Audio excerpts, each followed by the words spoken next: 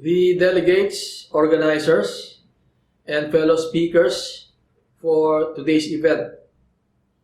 A pleasant day to every one of you. My greetings and gratitude as well to the officers of the European Chamber of Commerce of the Philippines and its Special Committee on Open Finance and Financial Inclusion for inviting me as one of the key speakers in this event. Technology has been and is seen to remain as one of the biggest game changers of this generation. Technology and innovations, commonly known as InsurTech in the insurance industry, are progressively transforming the nature and landscape of the insurance industry in a global scale. This technological revolution has speeded up since 2016 and continues to evolve at a breakneck speed. The insurance industry is such a traditional industry, and it took a while for our local market to fully embrace these innovations. But the COVID-19 pandemic has certainly expedited the industry's transition towards digital transformation. Seeing this technological revolution as a promising trend that could bring insurance closer to the people, amidst the physical and social barriers that the pandemic has created, more and more of our local insurers are opening themselves for these innovations and incorporating InsurTech in their conduct of business. As an overview of our current position in terms of technology and innovation, let me share with you some of the technological breakthroughs in the Philippine insurance industry. No doubt that the pandemic has been a major factor that speeded up the industry's digital transformation. With social distancing and quarantine protocols in effect, insurers had limited to no choice but to rely on technology in order to stay connected with their clients and stakeholders. But even before the pandemic struck, various technological innovations were already emerging in the local insurance arena. In 2014, AIA Philippines, formerly Philam Life, introduced the very first interactive point of sales or IPOS system, which is an iPad-based application that facilitates smooth transactions with clients.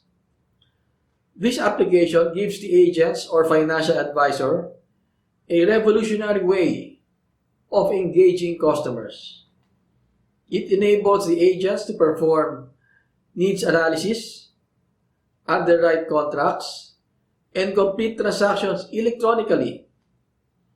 The features of the system include the electronic signature, electronic filing forms, and electronic payment of premiums.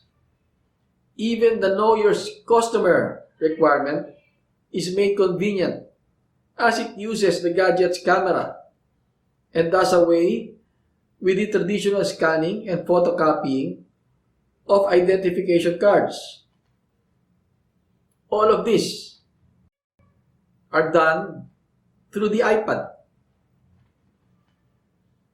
Some insurers also launch and utilize their own online customer portal.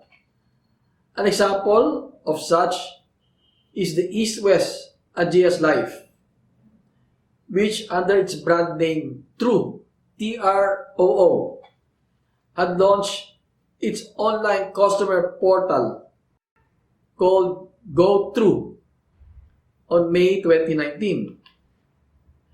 This portal enables a client to view and download his insurance policy, including the signed application form and sales illustrations. A summary of the policy's features, such as the coverage, benefits, beneficiaries, payment information, and investment history may also be viewed. Personal and policy-related information may also be updated in the portal. Claims may also be filed through this portal, and reinstatement of policies could also be done online.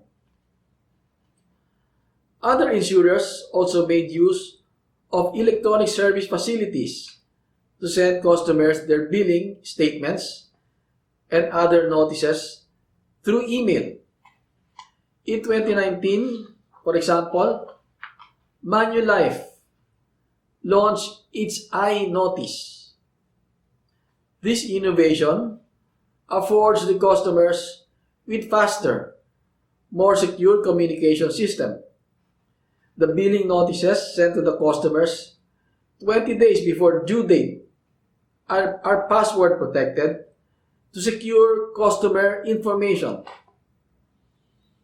Under this innovation, notices are sent electronically and paperless. Given the great technological developments in a global scale, a secondary industry or an insurance subsector has been born. The insurtech startups or the insurtech companies. According to Sam Evans, founder of EOS Venture Partners, insurtech established itself as a standalone investment sector last year, and we expect the momentum to continue to build. Data by Willis Towers Watson shows that global insurtech investments had reached a new high of $2.55 billion as of the first quarter of this year, 2021. Asia Pacific in particular is one of the diverse markets for insurers and an emerging market for insurtech innovations. According to Venture Scanner, Asia's largest insurtech hub is Singapore, followed by India. Another big insurtech hub in Asia is China. Among the leading insurtech companies making waves in the Asian insurance industry are, first is AICO, an Indian fully digital general insurance company. Second is Policy Street, a Malaysian-based insurtech company that provides insurance and healthcare. Third is ZhongAn Insurance, a China-based online-only insurtech company that develops ecosystem-oriented insurance solutions. And fourth, Singapore Life or Singlife, an insurance company that caters protection, investment, savings, retirement, and lifestyle needs. This Singlife is quite new to the industry. From its launch in Singapore, it intends to capture Southeast Asia through the Philippine market. It now operates in the Philippines. Its products include life insurance, endowment plans, wealth portfolio services, family coverage, and other products similarly offered by other life insurers. But it's not your typical insurance company because it is technology-based and aims to pursue the insurance business in a purely digital manner. Relative to these insurtech innovations happening in the industry, our local insurers also consider going digital and launch their presence online. Last year, due to the imposition of community quarantine protocols, the Insurance Commission granted permission to insurance providers to sell their products and services through video conferencing to ensure business continuity. Recognizing the significant benefits derived from this, the remote selling, this is what we call them, remote selling, of insurance products was eventually institutionalized as a permanent mode of selling insurance products subject to a set of guidelines and standards. Before this, of course, insurance had to be sold face-to-face or in person. To better maximize the benefits of digital platform, insurance companies have tapped the online market to distribute their products. Insular Life signed a partnership with Lazada Philippines to offer insurance packages. FWD Life and Sun Life also acquired retail spaces in Lazada. First Life Financial partnered with Shopee, and Singapore Life with GCash. Other insurers use their own respective websites to promote their products and facilitate transactions.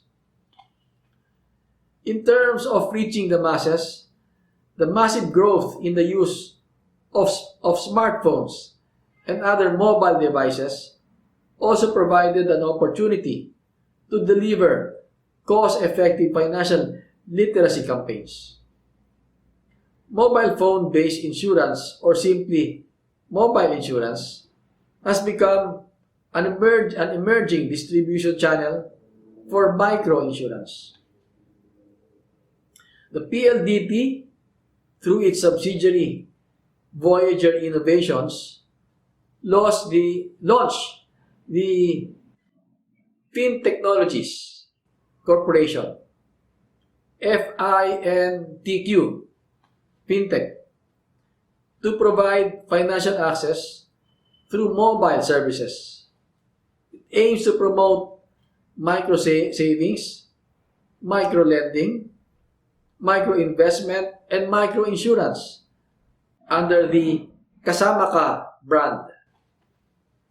Using the power of mobile phone, the digital technology is used to reach low-income families nationwide.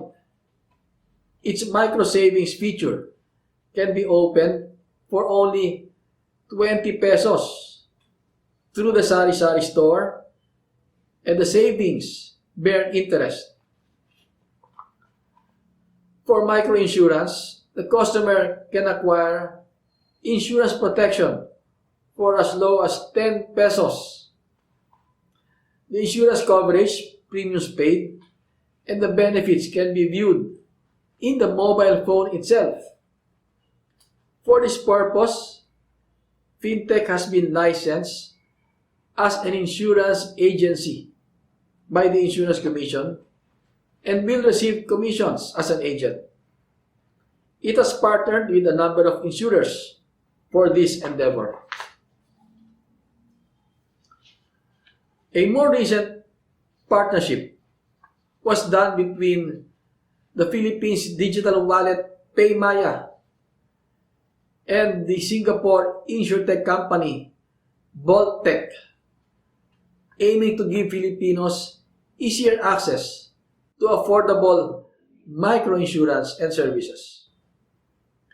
With this collaboration, PayMaya customers can benefit from relevant and easy to understand coverage with the in-app Protect feature powered by Bolttech's insurance exchange platform. The Protect feature also offers customers more flexibility.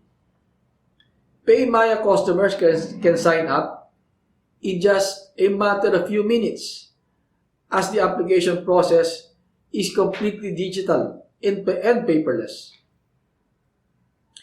They can also pay, view, manage, and file claims on their policies directly in the app.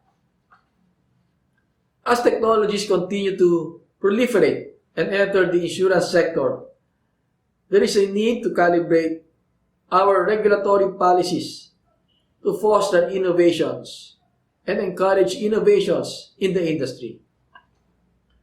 The Insurance Commission recognizes that further development of these technological innovations has the potential to provide considerable benefits to the consumers and the insuring public.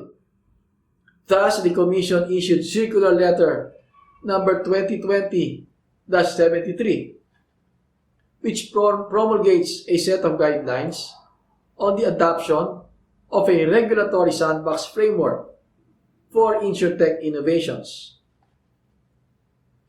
Simply put, a regulatory sandbox is a framework set up by a regulator that allows tech startups and other innovators, such as insurance companies, to conduct live experiments in a controlled environment and designed to incubate innovation in a relaxed but safeguarded environment. It provides a symbiotic environment for innovators to test new technologies and for regulators to understand their implications on the industry and its customers. It is a successor to the flexible test and learn approach or methodology, which has been adopted by the Philippine Central Bank as early as 2004. This test and learn approach has been used to allow e-money product pilots in the market at a time when established reference models did not yet exist. This approach has been further developed and is now referred to as the regulatory sandbox. Through a sandbox approach, innovators are permitted to test new business models while allowing regulators to supervise and control the risks accompanying the innovation in a limited but dynamic environment. This regulatory policy aims to strike a balance between promoting innovations in the industry and protecting the insuring public. Insurtech firms who wish to participate must first secure an approval from the Insurance Commission. They shall submit a formal proposal to the Commission together with an outline of the business model and sandbox exit plan, including a methodology for innovation to scale up to a larger market, a plan for their clients in case of discontinuation, and an amount earmarked for payment of claims occurring from the implementation or adoption of the proposed innovation. If accepted, they must submit a monthly report of their progress to the Insurance Commission and consequently a completion report. The experimental cycle is intended to last for a maximum of 1 year, with the possibility of a justified extension not exceeding 6 months.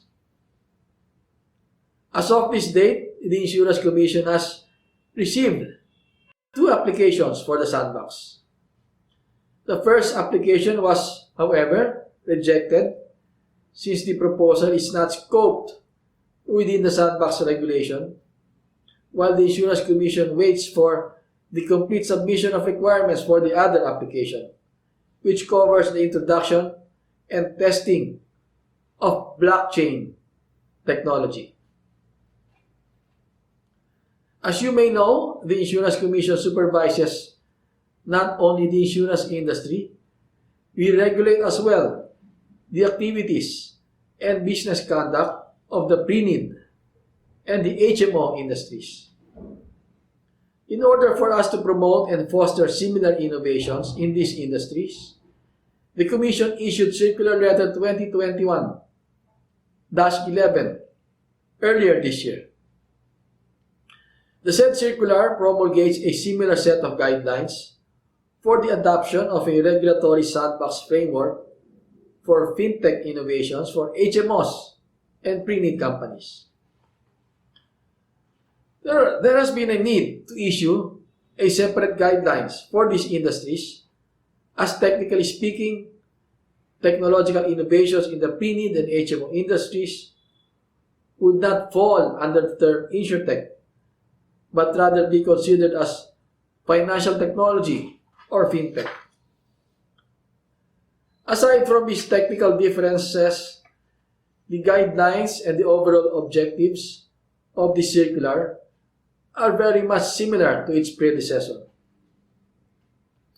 We believe that the institutionalization of the regulatory sandbox framework is a pioneering moment for the Philippine insurance regulation. It enables our local insurers as well as the mutual benefit associations to safely implement InsurTech solutions to various challenges as they encounter and will encounter in the conduct of their respective businesses. In the end, as technology continues to revolutionize our system, it is imperative for the insurance industry to operate with a high sense of accountability in order to build and maintain the trust of clients, regulator, and other stakeholders. Applying these innovations should not only make the job easier and faster, but also improve the industry's quality of services to the people. If used wisely and efficiently, technology is a powerful tool that can widen our reach and make financial risk protection more inclusive for every Filipino.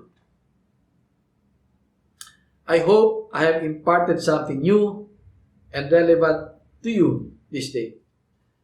Thank you, and may you all have a safe and productive day ahead.